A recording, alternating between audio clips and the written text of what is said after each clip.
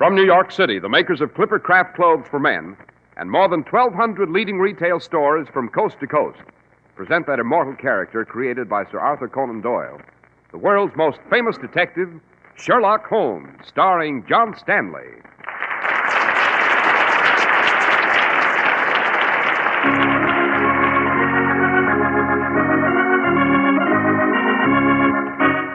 This week's story, The Adventure of the Bloomsbury Ballad. Holmes, why the deuce are we prowling around inside this deserted old house? To observe, Watson, and perhaps to meet an occupant. Confound it, Holmes. The place has been empty and boarded up for 30 years. No one lives here. So, no one lives here, Watson. Listen.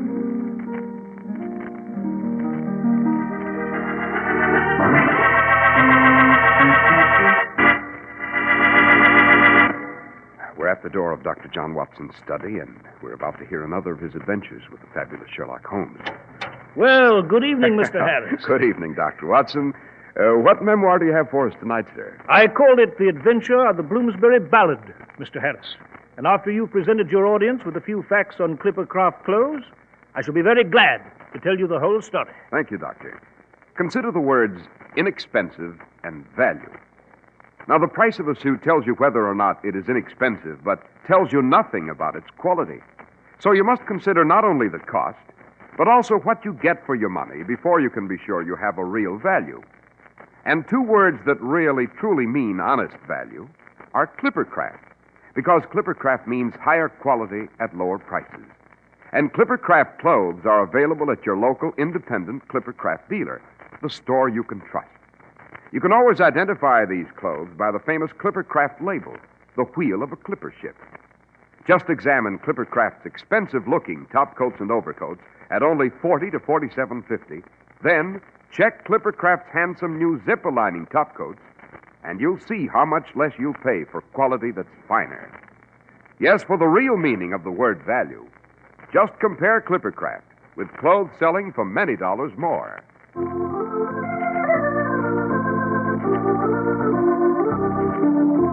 And now, Dr. Watson, what about the adventure of the Bloomsbury Ballad? Well, Mr. Harris, it took place just before the turn of the century, in December of 1899. And this time, Holmes and I became involved through an old and personal friendship of mine. On Bloomsbury Square here in London stood a once imposing townhouse, which for 30 years had been empty and boarded up. Perhaps, Mr. Harris, I'm getting ahead with my story.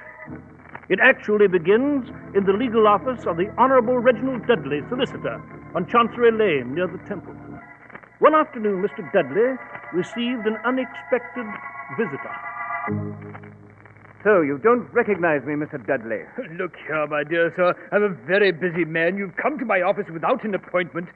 I assure you that I haven't the faintest idea who you are. Then let me refresh your memory, Mr. Dudley. 30 years ago, a financier named Sir Percy Wickford owned a great house on Bloomsbury Square. He had two daughters, the eldest Elaine, the younger Elizabeth, a beautiful girl with great talent at the harp. Elizabeth, incidentally, married a man named Arthur Harvey. Shall I go on? Yes, go on. Sir Percy Wickford became involved in some illegal financial scandal, and the family was disgraced. Arthur Harvey, because of the stain on the family name, left the Wickfords, vanished. And Sir Percy, with his two daughters, fled England, sailed for Canada. You seem to be well informed so far, my friend. I am indeed, for a reason you shall learn later. But to proceed. The vessel carrying the Wickfords went down off Ireland with no survivors.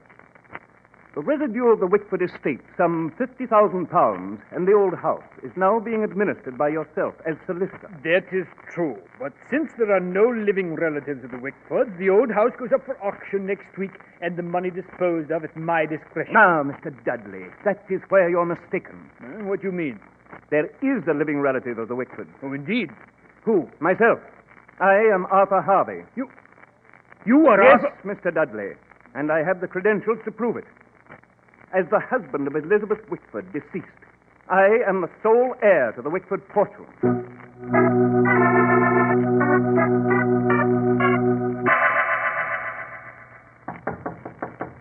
Yes? Who is it? The room clerk here at the hotel, Mr. Harvey. I have a message for you, sir. Oh, just a moment. What the? You! No! No, don't!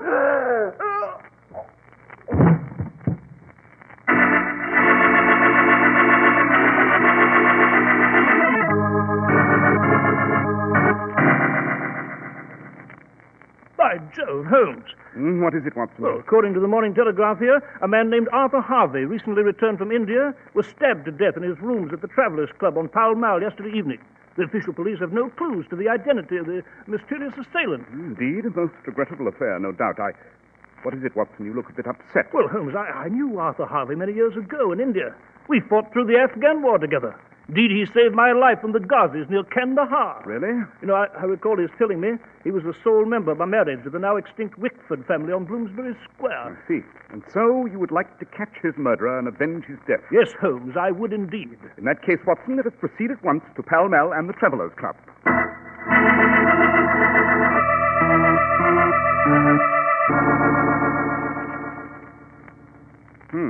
Lucky the official police haven't moved the body yet. Arthur Harvey here was stabbed at the entrance to the door here, fell back into the room, dressed in nightrobe and on the point of retiring. The knife was plunged deep and straight into the heart, and... Aha! What is it, Holmes? Note, Watson. Observe on the dead man's nightrobe a tiny bit of yellow paper in the shape of a star. What about it? This is a bit of paper clipped by a railway ticket collector's punch. You mean Harvey here was riding a train just before... No. The killer was riding a train before he came here, Watson. This bit of paper from the ticket collector's punch clung to his coat. When the assassin stabbed Harvey, the paper remnant was transferred from the killer's coat to Harvey's nightrobe in the close contact.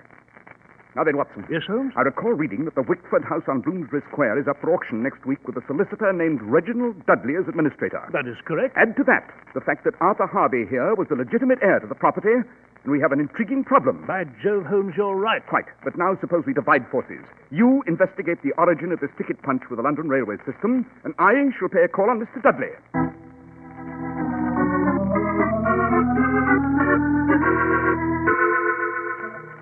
And you have no idea who might have murdered Arthur Harvey, Mr. Dudley? No, Mr. Holmes, I do not. You must be aware, however, that Harvey might have had several enemies. Indeed? Yes. You see, there are still many claimants to the Wickford estate. Some impostors, some with vague claims. Some of these people were desperate for money, and, well, you understand? Yes, quite. To destroy the only legitimate heir would re-establish other claims in the court. An obvious conclusion, Mr. Dudley. Perhaps too obvious. And before I leave, Yes. You are left-handed, are you not, Mr. Dudley? Well, yes, I am, but how did... A few elementary observations not worthy of explanation. I wish to point out, however, that you have a black smudge on your left cuff, a rather jarring note in an otherwise fastidious ensemble. Now, Mr. Dudley, I must bid you good evening.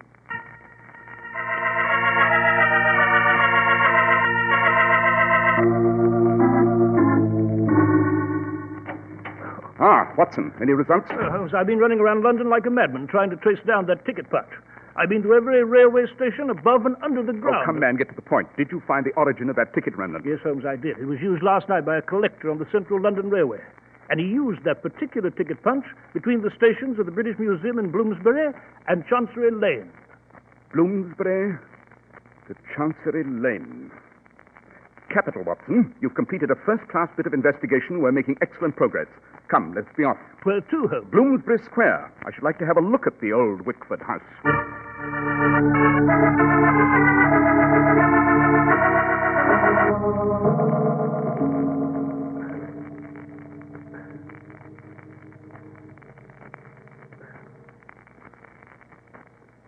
Well, Watson, there it is.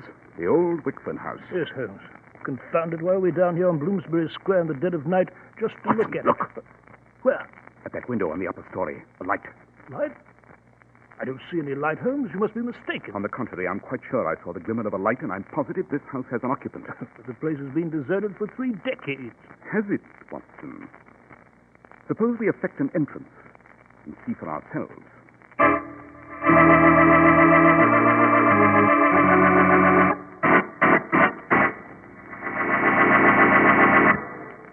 Well, Dr. Watson. Dr. Watson, this is an unusual adventure.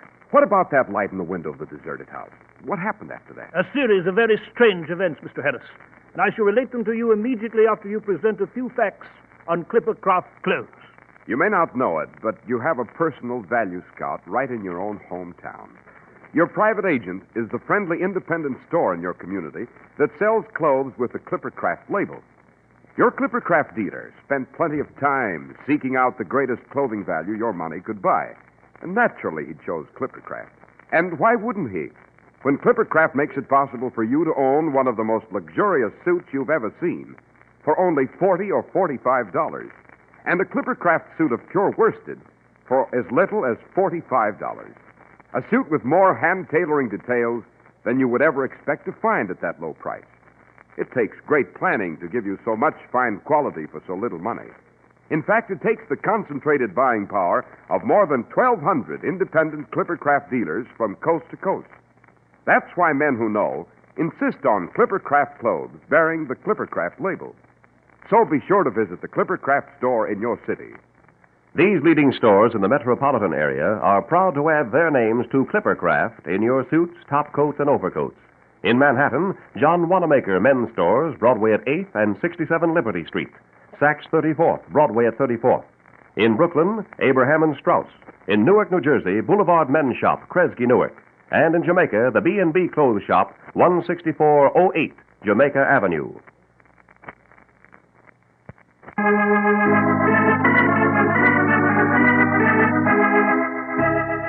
Now, Dr. Watson, you were relating to us the adventure of the Bloomsbury Ballad. So I was, Mr. Harris.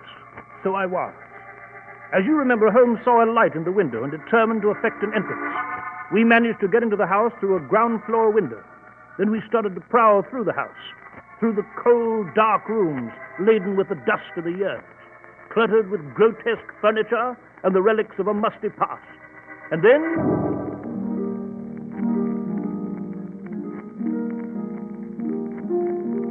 By Jove. By Jove.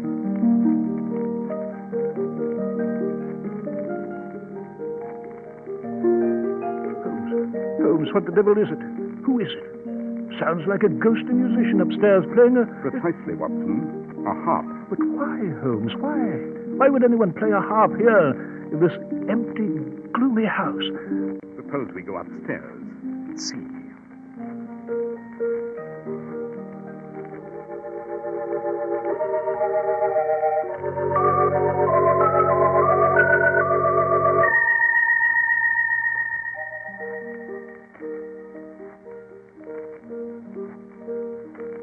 Watson, music's coming from behind this door. Suppose we enter and meet our ghostly musician.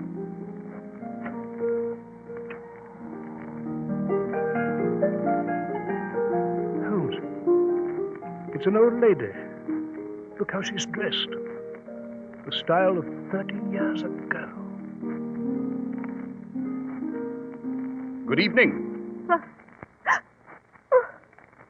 Oh, good evening, gentlemen. My, but I'm afraid you startled me. Did we? Oh, indeed you did. I had no idea we were to have callers this evening. But, then welcome to Wickford House. Holmes, Thank you, madam. Won't you sit by the fire and warm yourself? My sister Elaine will be here presently. Elaine? Why, yes, I am Elizabeth Wickford, and my sister is Elaine. Well, that's absurd. You're both supposed to Quiet, be... Watson. Miss Wickford, allow me to present Dr. Watson. I am Sherlock Holmes. Oh, Dr. Watson, Sherlock Holmes, how nice, how very nice. Didn't I meet you at the reception last week? Reception, madam? What reception? Why, Buckingham Palace to Her Majesty Queen Victoria. I must say Her Majesty looks very young for 35. Queen Victoria's gone, you know. Now it's Edward. I'm afraid we were not invited to the reception, madam. I trust it was a brilliant affair. Oh, yes, Mr. Holmes. Lovely, lovely. A distinguished gathering. I met Benjamin Disraeli, Jenny Lind, Alfred Tennyson, Holmes, you know Robert that the woman is Browning, mad. Elizabeth All Barrett. these people are dead. Yes, quite, Watson. Yes, Miss Wickford, they're all famous indeed. This is a great and fruitful year for Britain, isn't it? Yes, Mr. Holmes, yes, indeed. And in less than 30 years, we shall all be seeing the turn of a new century. Isn't it exciting? It's amazing. In a few days now, it will be the new year, 1873. Oh, I do wish Arthur was with me now. Arthur? Oh, yes, Arthur Harvey, my husband. You see, I am really Mrs. Arthur Harvey. But, Arthur left me not long ago. Something about one of Father's unfortunate financial transactions. It's Percy Wickford, you know. And you don't know where Arthur is? No, Mr. Holmes. But every evening at this time here in my house, I play the harp. Arthur loves the harp. In that selection I was just playing was his favorite. I play it in the hope that he will return to me someday. Let us hope, madam, that he will. Elizabeth. Oh, Elizabeth, is there someone with you? oh, Elaine, come into the sitting room, my dear. Elizabeth, I was once... Oh. Elaine, this is Mr. Holmes, and this is Dr. Watson, gentlemen, my sister Elaine Wickford. How do you do? I cannot say that I've had the pleasure. We had some acquaintance with Arthur Harvey. Isn't that lovely, Elaine? They know Arthur. And of course we shall ask them to state it here. You will, gentlemen. Oh, we should be delighted. Elizabeth, dear, it's rather late, and I don't think... Oh, please, Elaine, it's so lonely in this big house, and we haven't had gentlemen callers in such a long time. Very well. Suppose you continue with your music, Elizabeth, until tea is ready. I'll chat with our two guests in the library. Oh, you are such a dear, Elaine. Oh, won't it be cozy to have tea before the fire again?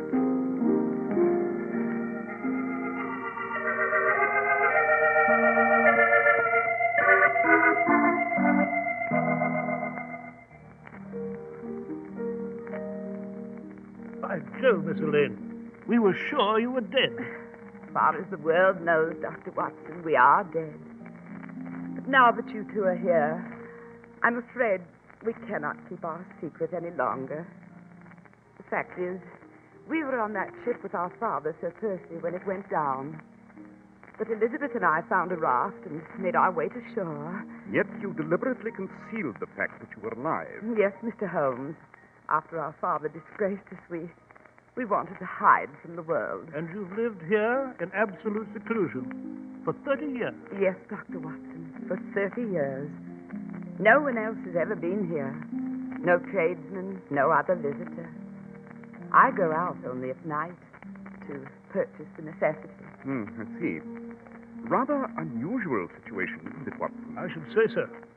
Miss Elaine, about your sister Elizabeth, I can't say I quite understand. Oh, Elizabeth. Well, you see, I'm afraid she's a little unbalanced, Dr. Watson. The shock of the family disgrace, the disappearance of her husband, the shipwreck, all caused her to lose her mind. She actually thinks she's living back in 1872. Yes, so we gathered. But as to Arthur Harvey, Miss Wickford, I presume you have not yet heard the news. What? Arthur Harvey is dead. Arthur? Dead? Yes. He was murdered here in London last night. Oh, I see. Well, perhaps it is just as well. Elizabeth was beyond all hope long ago, and she could not stand another shock. I ask only that you gentlemen humor her, as I have, while you are here. We will indeed. You can count on us, Miss Whitford. Thank you, gentlemen. And now, shall we go in to tea?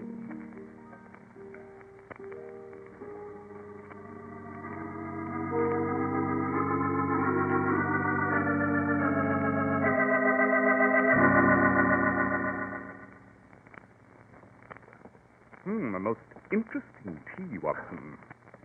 Oh, here we are at the rear entrance. Jove, Holmes, it's fantastic. Those two elderly women living alone in this gloomy old house. Living in the past. Holmes, what the deuce are you looking at? The surface of this long pathway to the street. There's a layer of coal dust on it. What of it, Holmes? They burned coal in the fireplace. Precisely, Watson. And you couldn't have failed to observe that the coal scuttle of the hearth was almost empty, and that the two elderly ladies will need more fuel by tomorrow night. What the devil are you talking about? The Wickford sisters? Are not the Wickford sisters, Watson. They are clever imposters working with the assassin who killed your friend Harvey.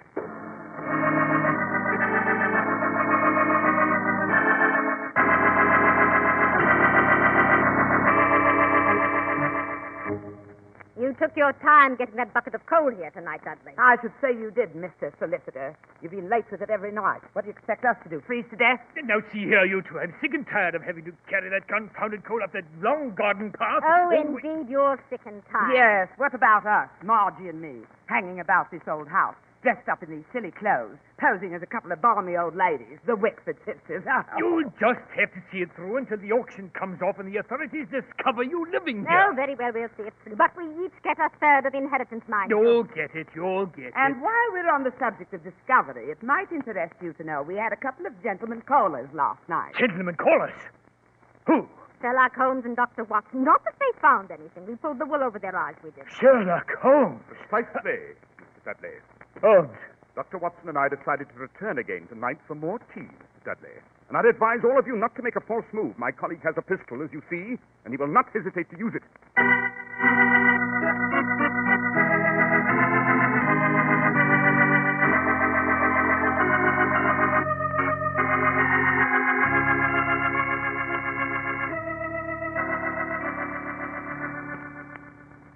Jove, Holmes, here in our rooms at Baker Street, this whole thing seems like an unpleasant dream. The whole thing was a clever, romantic swindle, eh? Yes, quite. Dudley killed Arthur Harvey to remove the last legitimate heir. Yes, but Holmes, how the deuce did you know that The Dudley... ticket punch proved that the killer had made a train journey from Bloomsbury to Chancery Lane. And Dudley's office is on Chancery Lane. But the empty coal scuttle at the Wickford fireplace was by far the most salient clue, Watson. How? Both Elizabeth and Elaine are elderly ladies. They needed coal to heat that sitting room. And neither was strong enough to carry a full coal bucket up that long garden path. But no tradesman could have carried out the task, since the secret would be discovered. Yet it had to be a man with a man's strength. And that man had to be Reginald Dudley. Precisely. Especially since Dudley was left-handed, and since I had noted a black smudge on his left cuff when I saw him at his legal office. Holmes, for my part, well, I'm profoundly grateful, you know. After all, it was my personal friendship with Arthur Harvey that... Not at all, my dear fellow, not at all. I found the adventure most invigorating. And with your indulgence, Watson, I should like to add a final conclusion to your memoirs. Yes, Holmes? What conclusion? You may quote me, Watson, as saying that, in my opinion, the violin is a much more pleasing instrument than the harp.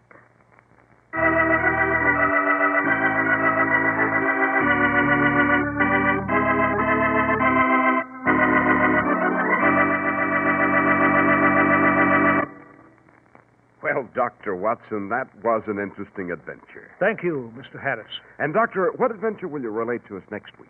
Next week's story, Mr. Harris, is called The Adventure of the Devil's Foot.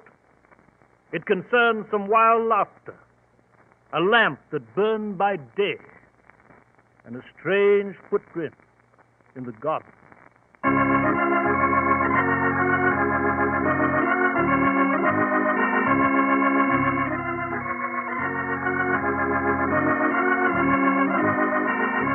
The makers of Clippercraft clothes in more than 1,200 stores from coast to coast have brought you another in the new series of broadcasts featuring the world's most famous detective, Sherlock Holmes.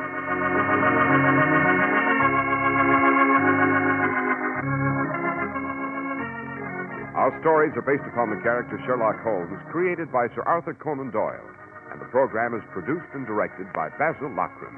Sherlock Holmes is played by John Stanley, Dr. Watson by George Spelman. This week's story was written by Max Ehrlich with special music by Albert Berman. If you don't know your Clippercraft dealer, write Clippercraft, 200 Fifth Avenue, New York City. Infantile paralysis knows no mercy. It stalks the country, leaving its hideous mark on helpless little children. It must be stopped, but it can't be stopped without your help.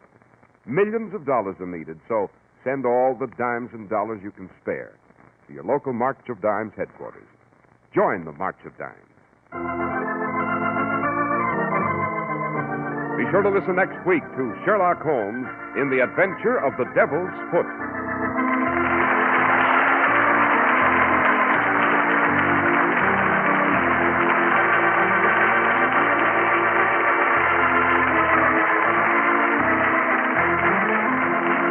This is Cy Harris speaking for Clippercraft Clothes.